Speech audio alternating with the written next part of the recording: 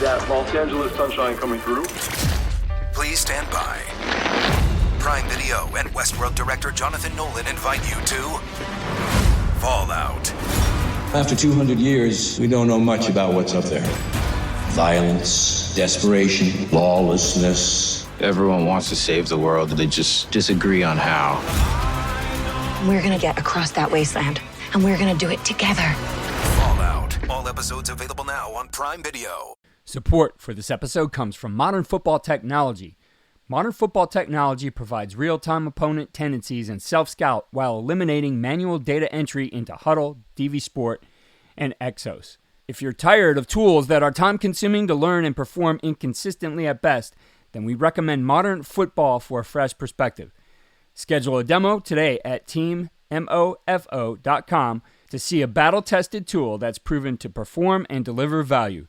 Mention Coach and Coordinator Podcast or use the coupon code CC10 to receive 10% off your first year. And listen to our recent episode featuring Folsom High School defensive coordinator Jordan Ersick to learn more about how the 2023 California State Champion uses modern football to dominate their opponents.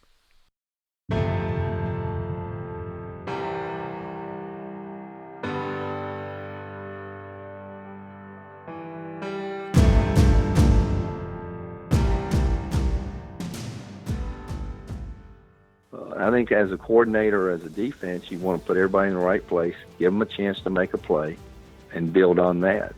Stop the things you're supposed to stop. And the players got to understand, if you got a post safety and they throw a post, that's not a very good thing. So you build a foundation there of stopping the things you're supposed to stop. The players start believing into it. They understand where everybody fits.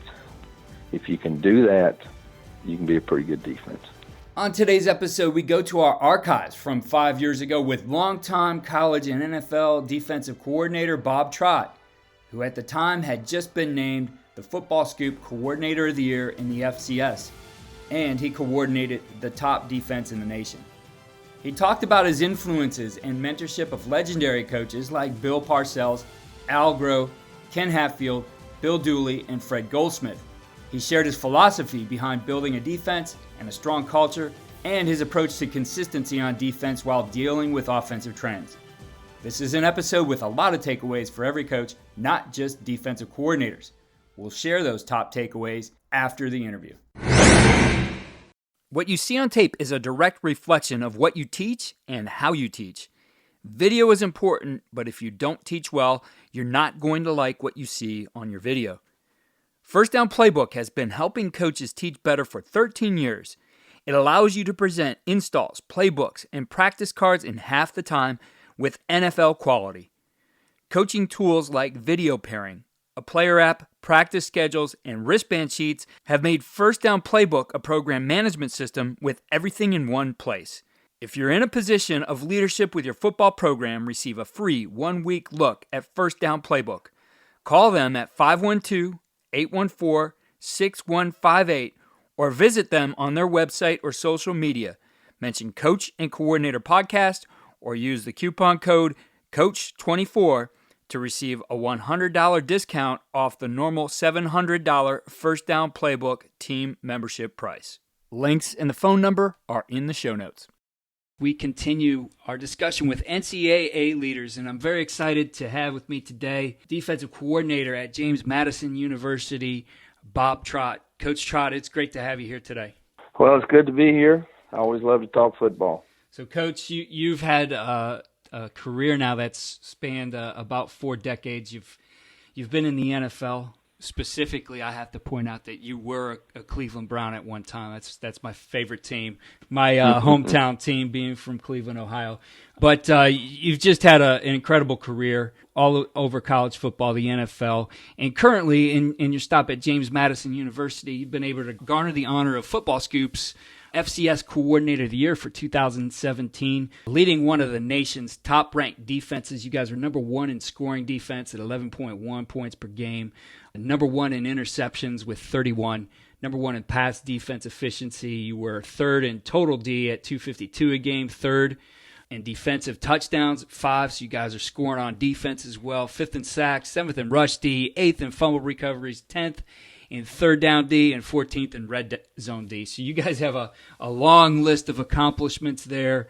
And as a team, as a program, you guys are 28-2 over the last 2 seasons. So you guys are really excelling on the football field in all phases of the game. But specifically, you guys did a great job in 2017 on defense. Well, we've been very lucky. James Madison allowed Coach Houston to hire some really good defensive staff. And we came in and the players bought into what we were doing and just got better each week. And so we were fortunate in that respect. We got really good players and good kids and a really good coaching staff. And you get in a school that supports you, a head coach that doesn't hurt that he's a defensive coach. So there are a lot of factors there that, as a coach, everything fit right in place. Coach, you've had some great stops along the way in your career. Like I said, spanning both the NFL and college football. But before we get into everything that's brought to the point you're at today, thinking back to the beginning for you, what was it that really made you want to be a football coach and to do this with your life? I played at North Carolina. I was a walk-on. I had an academic scholarship. I got a degree in business, and it was funny. I'd sit in class and manage and talk about management, and I'd relate everything to coaching. And, the coaches I knew and the teams I'd been on. And Coach Dooley gave me a chance to be a graduate assistant at North Carolina and just never looked back. I was fortunate enough to hook up with a guy named Bill Parcells at Air Force, basically due through Groh. So that was my first job, and he was a pretty good one that first year to learn from. Yeah, absolutely. You've definitely had some of those guys that you've been able to work with through your career. Coach, when you look at, thinking back to your time as a young coach and you look at today's young coach, what differences do you see in both, their approach to the game, but also how they're learning the game now? I think sometimes they don't realize the sacrifice that it takes. And, there's so much money in today's world. When I got into it, you really never dreamed of the money that they're paying today. Mm-hmm. A young coach needs to learn that that's a rare group that gets that kind of money. You don't coach for the money. You coach for the love of the game. And people don't realize that coach, we wear a lot of different hats. That's what makes our job. That's what most coaches I know just love to go to work. You're a strategist. You're a counselor. Sometimes you're a prison guard. You're a salesman. We wear a lot of different hats, and it keeps your job pretty interesting. And it takes a lot of work and sacrifice. And I'm lucky enough to have a great family that's supported what I've done, but their sacrifices on their part. For a young coach today, if they love the game and they work really hard, I think the one advice is just work hard. Don't worry about where you're going to be your next job. I've seen guys over my career that all they worry about is their next job. Just work hard where you are right now. That usually takes care of itself. If you do a good job, you'll get noticed. Coach, when I think of that and all the hats that we wear as coaches, it is a profession that requires both a depth and a width of training to think about all the things we need to do. If I just look at this bookshelf behind me here, you certainly would be able to tell that I'm a football coach with a lot of the coaching books I have here, but then there's all kinds of leadership books, business books, psychology books, just books on military strategy, books on strength and conditioning. I'm looking here, it's like it's a hodgepodge of everything that we aren't just learning the X's and O's of the game. There's so much more that goes into it. Talk to me a little bit about all the things and how those developed over the course of your career, or some of those key lessons for you. Starting out as a young coach, being around Coach Dooley, who was my coach in college. And when I became a GA, my whole attitude about coaching changed because I saw, I only knew Coach Dooley as a player. And then when I got on the other side of it, I really learned to respect what he did. He took all the blame for us. And I saw that all the sacrifices he made for us, that was a deep impact on my life. And then being fortunate enough to have head coaches like Bill Parcells and Ken Hatfield and Fred Goldsmith. When you work for people like that and they push you and you're able to have success. I was at Air Force when we weren't very good and we started winning, and I saw what athletics and a winning team can do for a school, even at a military school. And it changed the whole complexion and the attitude of every cadet. Right or wrong, that's what athletics can do. And I think in education, schools that have smart administrators, whether they understand it or not, if you have a winning football team or basketball team, the whole attitude of your school's better. And I've seen it from that respect. But I think over the years, you just work with really good people and you learn what works. And then part of it, you see what doesn't work, and you learn from there. I think we all do that. I don't want to be like that. I don't like that. I don't want to do it that way. So over the years, you sort of develop what you think works and stay away from what you think doesn't work. In our jobs as football coaches, we certainly work together with a head coach to develop that culture and build upon that culture. But each of us within our different units, as a coordinator, as a position coach, you develop kind of this mini culture that's building off of it within your units, right? So thinking of that in that respect, what's the culture or the defining things that, when we look at your defense, we're seeing that's something that the coaches are really working on, that the team's really working on? I think one thing that we try to create here is that every coach I've ever worked with says, we're all in this together, but I think you have to live it and walk it every day. Just an example, when you start talking to your team and say, you guys got called out or you guys got beat, that players aren't stupid. That we part goes right out the window. Mm-hmm. And we try really hard here that I've told my players, if I ever say I or you, just kick me in the ass. I try to walk that every day, that this is a we. We lost the game or we did this, and I think the players appreciate it. We start every day when we break up from the whole team meeting with a defensive team meeting, and I think I've always felt that was important, that we always start as a team. It might be a 1-minute meeting, it might be a 15-minute meeting, but we always start as a team. We like to always start practice after stretching with a defensive team drill, just to emphasize that it is a team game. It's not an individual game.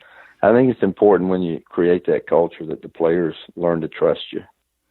And when you say it's a we thing, that you do have to talk that way, believe it. And kids can tell the difference. Absolutely. And I think once you develop that and there's a trust there, and, we have our team meetings. If I screw up, I take accountability of it. I expect them to. I'll stand guys up and make them talk about what they have to do. We try to make everybody accountable. We're a family, and we have the same goal, and that's what we're trying to create. So I think we stress even more the defensive team part of it and try to do everything we can to make that a reality. As coaches, we know that some of the biggest hurdles to our team's success can come from off the field. Your team needs support to tackle the endless list of expenses, uniforms, training equipment, travel, and more. But raising that money can feel like a full-time job. Thankfully, there's Vertical Raise. Vertical Raise is the premier online fundraising platform using innovative technology to create the easiest and most efficient system available. Raise more money in less time with a local fundraising coach who works with your team every step of the way to customize the ideal fundraiser. With options for online donations, digital discount cards, premium product sales, and even spirit shops, Vertical Raise has top-of-the-line solutions for every fundraising style. To find out more, visit verticalraise.com and we'll get you connected with an exclusive offer on your first fundraiser. Coach, obviously, there's a lot of coaches out there who understand key metrics that they need to look at, understand key things that they want to try to accomplish on defense. They go out and they're going to do certain things in practice because they think those things are going to make them better in certain areas, and they still don't accomplish that. What is it that you guys do, and for you, that you've learned that really makes the translation from here's what we're teaching you, here's the drills that work it, apply it in the game to the best of your ability? How do you link all that together? Well, we do a couple things. We try to be pretty simple on what we do. We talk to the players about, what your job is. We talk in terms of, your mission in life is this. If you're the edge player, your mission is to hold the edge. And, a lot of it I've learned over the years, Coach Parcells used to talk about wall and edge. That's how you stop a run. You build a wall and you set an edge.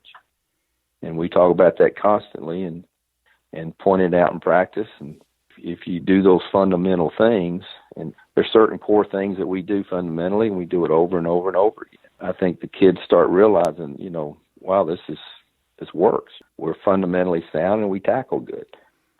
I was fortunate enough that the last 2 years, Groh, who I've worked with a number of times and has been instrumental in my career, did the championship game on Westwood Radio. So, after the game, I asked him, "What do you think?" And he said, "You're sound, and you're fundamentally sound. You guys are in the right place." And I think as a coordinator, as a defense, you want to put everybody in the right place, give them a chance to make a play, and build on that.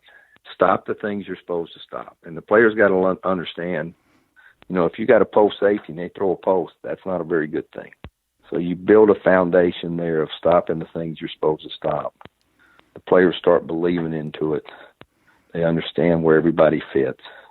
If you can do that, you can be a pretty good defense. Then you throw in the mixture of some players. If you got some good players, they always rise above coaching. So you look at Lawrence Taylor. On paper, they always had him blocked. But the reality is they don't have him blocked. Right. But you got to put players in fundamentally sound places. If they're an alley player, get them in the alley. If they're an edge player, get them if you're playing high-low, if you're playing zone, if you're playing man, give them the basic fundamentals. Practice it all the time.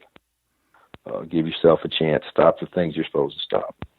When you look at modern offenses today, certainly it seems to kind of have a flavor of the month feel to it, and everybody is looking for the next scheme and whatever. And I know everybody's system is starting to look the same. The RPO is becoming a big part of it. What is the key to success on defense when these other things, these new things that, I don't know if they're going to stick around or they're going to be just like everything else in football, that everybody finds a way to stop them and we move on to something else. But what's the key, over the long haul to just being a sound defense and having things that are going to work year in and year out? Well, there's certain things that haven't changed. You got to be able to stop the run game. And, even with spread football teams, you've got to take away the run game. And, I think teams are playing more man and man-free than they have before in a while. It sort of goes in cycles. But, right. I think the RPO game and stuff has brought back a lot of man-free, but then you still have to be sound to stop the zone read and stuff. So I think over the years, the zone read package and the RPO package has brought back a lot more man and man-free. And then, we spend a lot of time on disguise. Most every year when they make new rules, it's always for the offense. Mm-hmm. I've been doing this a long time. It's never changed, and I got tired of worrying about it. They're going to make the rules, I've always been mystified about some of the rules. I just watched tape. A guy hurdled somebody. For years and years, that was unsafe. Now it's safe. I don't get it, But, back to your question, you just, with the new stuff, you just sort of adapt a little bit. And if you got to play more man-free or man to stop some of the stuff, you got to do it. But the bottom line is you still have to stop the run. Mm-hmm. One thing that Coach Parcells and Coach Cornell, we talked about in the NFL, which has carried over to my thinking, you got to play complementary games. There's a formula. Bill Parcells had a formula how to win. Play great defense, good ball control offense, and great special teams. And all three phases. I remember sometimes we come in and, all three phases are going to have to win this game. And I think that's what we've developed here. Every game, there's been a great special teams play for us. But the way it works at every team I've been on, your defense is also all the special team players. Mm-hmm. So, if you build that complementary game thought process where all three phases has to win, we understand on defense what a field position does, what getting turnovers does to help the offense, the value of special teams as far as ball control and field position. So all those fundamentals is in defense, field position, and stop the run and don't give up big passes, that hasn't changed. Coach, I feel like one thing that I've seen change as offenses get more and more into the up-tempo, and also as we kind of live in this society that everybody wants to have their own brand, that I see coordinators in certain places really doing things, differently or as they want to do it. And a lot of times when you look at just, you can go back through and look at stats that maybe, as you said, it's not complimentary. Have you been in those situations before where you felt like, we're not on the same page, or that, a coordinator's a little bit more worried about his stats and his record than what's the best for the team? No, I haven't. I've been very blessed, and it starts at the top. Yeah. If you want to rent your team out to a high-priced coordinators, that's your fault. Don't say it's your team if you're going to rent it out. Mm-hmm. If you're going to pay somebody a lot of money, you bring them in and give them free reign, and you don't want to play complimentary football, to me, that's a head coach's problem. But I've been blessed with head coaches that understand that, and that's why we've won a lot of games most places I've been. But, you do see that, with the tremendous amount of money and stuff. But like I said, if the head coach wants to rent out part of his team to somebody, well, that's up to the head coach. Coach, leading one of the top defenses in the country over the last 2 seasons, a national championship, a national runner-up. What would you say are some, as you look at it, some key things scheme-wise? Is there a particular scheme or concept in your defense that you guys really hung your hat on over that period? We are a matched coverage type team a lot of times, and we're a 4-man front most of the time. We can go to a 3-4 type look, and we can play man-free. We got some corners that can play. We got some people that make coverages. And on top of that, we can make adjustments. Coach has done a great job, and the players have bought into it, that we can make adjustments in games. Sometimes when you practice something all week and you have a plan, and all of a sudden, lo and behold, they changed it. I think teams that can make changes on the run, smart football teams, we talk about it all the time. We want to be a smart football team. And we teach a lot of football here. Mm-hmm. We teach a lot of what offenses want to do. I want a team that's smart, understands what the offenses are trying to do. But we can make adjustments. We've been blessed with some guys and good coaches that we can make adjustments in the game and change things up. But I like the match coverage. We just don't play pure zone. We've been fortunate enough to have a front four that the other thing, now, we've been very fortunate with interceptions, but if you ever talk to any of our players, they all know that interception was caused by the front usually. Right. And vice versa. We make a big deal about anything that good happens, it wasn't just you. And I think anytime you talk to any of our team players, you come away with, hey, they buy it and they got it and they understand that this is not an individual game, offensively and defensively and special teams. Mm-hmm. And we make a big deal about that. It is a true team game. The reason you got that interception was this pressure. The reason you got that sack is we cover them really well. So, we make sure our players understand this is a team game. That carries on, and I think the players appreciate that, and then they want to play for each other and help each other out. Once a team's like that, and a defensive team's like that, you can be pretty good. Coach, when you look at game planning, and you've done a lot of it now, obviously, putting together a game plan. When I talk to offensive coordinators, they're trying to find that sweet spot of making sure they have enough tools to attack a defense, yet at the same time, not putting too much of a learning burden on their players, not carrying too much. What's your formula for putting together a defensive game plan in those regards? Well, there are a couple of issues. You're always having that balancing act, how much you do, how well you want to execute something or just throw it out there. But a lot of times what we do is we look at offenses and say, what are they trying to do? What is the picture of this offense? What kind of schemes do they do? The other part about offenses today, I think there's so much trying to outnumber you at point of attack. We work really hard on not getting outnumbered at the point of attack. Offenses do a lot of motions and shifts today just to get you outnumbered. So defensively, you got to match the numbers. But, when we look at game plans, we try to We don't change everything. You know, we are what we are, but we try to adjust our defense to what they're trying to do. Ask ourselves, well, what are they doing? And then, you know, have a plan for it and be able to adjust in that plan with our base stuff. You know, just the way we might fit bunch routes or stuff like that. It's really that simple. You know, do you want to check out of a covering bunch routes, or do you want to play man against bunch routes? You know, there are certain things that we have to ask each week. What do we want to do this week? Do we want to do this or do this and match it to that team? You know, this is a tough league. There are really good football coaches in this league, really good football players. When I first got into CAA, it reminded me of the NFL. There were no easy games. I think it's a credit to the schools that we play. They're good football programs, and it's a challenge each week. But, you know, we try and match what we do against what we see that offense does, take a good picture of what that offense does, then have some answers. Mm-hmm. And then built into our scheme are some things, you know, we want to do this week or do it like we did 2 weeks ago. But I think we work really hard on matching numbers and taking away what they like to do. Every offense has certain plays that, you know, that you have to deal with. Some teams are more boot teams. Some teams are more RPOs. You know, you play North Dakota State, you'd be shocked how they can get three big bodies in one gap. And you better put three bodies in there too, or you can't stop them.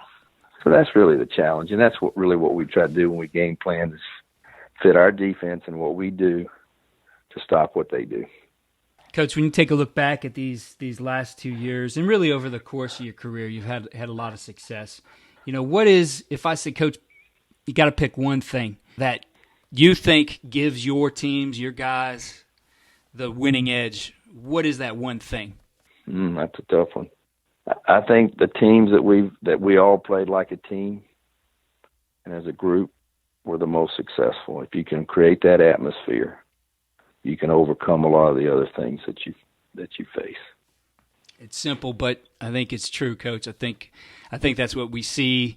The one thing that shines true through all the championships at every level is that teamwork thing. And obviously, football is a sport that brings out some of the best in that. And, you know, I think, you know, with the highlight being on football right now, you know, people attacking it in different ways, saying we shouldn't play it till we're in high school. There's so much that goes along with the sport that it would be sad to see that happen. Let me address that a little bit. Yeah. Let me address that. I think we got to be smart as coaches. You know, we have to make sure we teach it right. You know, I've been doing this for 40 years. I remember we used to take salt tablets. I remember getting a concussion, played the next week. But I also remember we had team doctors too. So don't blame all the coaches. The medical profession can take their part of it too, because they were right there beside us. And, you know, it's not all football. I've got friends that get concussions when they don't play sports. I got friends that play other sports. You know, we're not the only sport that causes concussions, but I think we've gotten a lot smarter, and that's happened over the years. You know, we've learned what hydration does. Sometimes it's a tragic thing that causes us to do it, but I think this is a great sport. I think it teaches a lot of things that young people don't get today in society. You know, it's a great thing when you can put something more than yourself and have that team atmosphere. You know, most kids today, the only team they belong to is their family, and most families there are a lot of families that are pretty dysfunctional. Mm-hmm. So you look around and, well, they join a gang because that's a team. So I think it's a great sport. It's helped a lot of people's lives. I think it's saved people's lives. Did we make mistakes along the way? Yes. But everything I've ever seen in life, people have made mistakes. But, you know, I think the sport's thriving. I think the discussion to make it safe is good. But I think we got to be smart about it too. But I think these kids benefit from it. It's a great thing to be a part of. Coach, I really appreciate you spending time with us here on the podcast and sharing some ideas. Congrats on the success you guys have been having at James Madison, and best wishes and best of luck to you guys in 2018. Well, I appreciate it very much. Thank you. Here are our winning edge takeaways and ideas for implementation. 1. Make everything you do, whether you're a head coach, coordinator, or position coach, a we thing, like Coach Trott talked about. The language of we and us is so important in building the chemistry and trust that will take your team through the ups and downs of the season. There is no I in team may be cliche, but the use of I and me will tear a team apart, especially if it comes from the coach. Establish that and correct it early in camp to build your team. 2. Look for the simple things that matter and get your players in the right position to make plays. Coach talked about what he learned from Bill Parcells, that stopping the run is about a wall and an edge. Coach Trott talked about how that simple concept is reinforced over and over, and the players have a strong understanding of it, as well as what they need to do within their assignments to have that principle hold true. Be sure your players have the understanding of the universal truths of the game before getting into the specifics of scheme. In that way, you will have established a strong foundation, especially in terms of their football IQ. 3. Coach Trott was able to climb to the highest levels of the coaching profession and have success at every level. His advice is simple but important. Do a good job where you are and you will get noticed. If you're always focused on figuring out where you will go next, you'll not be setting yourself up for success like you will if you're constantly developing yourself to do the best job at where you are. Be sure to go to coachingcoordinator.com for our enhanced show notes with related episodes, resources, and our winning edge takeaways detailed in text. Also sign up for our weekly tip sheet, which highlights our best episodes and ideas from the previous week, as well as featured resources. Follow me on Twitter at Coach K. Grabowski.